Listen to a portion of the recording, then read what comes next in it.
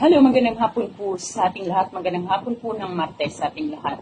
So ngayon ay isa na namang pamamaraan ng ating ituturo sa inyo upang kahit saan man siya naroroon ay talagang labish kanyang pakakaisipin. Yung hindi ka mawawala sa kanyang isipan.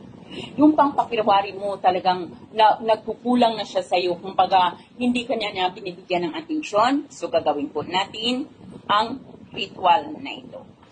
Wala po tayong ibang kailangan dito kundi papel, ballpen at isang pirasong barya. So kahit anong barya ay pwede nating gamitin at syempre kailangan natin ang ating 100% paniniwala. Okay? Kapag handa ng lahat, isulat mo ang kanyang kumpletong pangalan sa puting papel ng 3 beses, 3 beses sa harap at 3 beses sa likod. So pangalan niya dito 3 beses, pangalan niya rin dito sa likod ng 3 beses. Kapag naisulat mo na ito, kuhanin mo ang barya. Ilagay ang barya na nakaharap sa iyo, ganyan.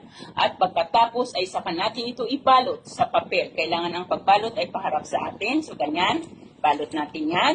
Ikot, balot natin, ikot, at ikot. So yan, balot natin. Kapag naibalot na natin ito, hawakan mo ito sa iyong mga palad.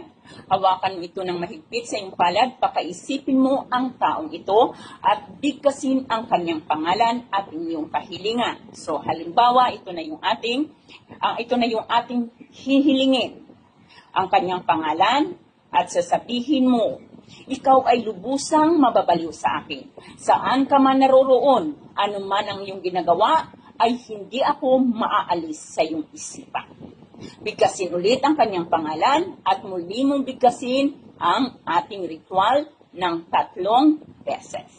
Pagkatapos ay ilagay mo ito sa iyong bulsa, saan ka man pupunta, saan ka man tutungo.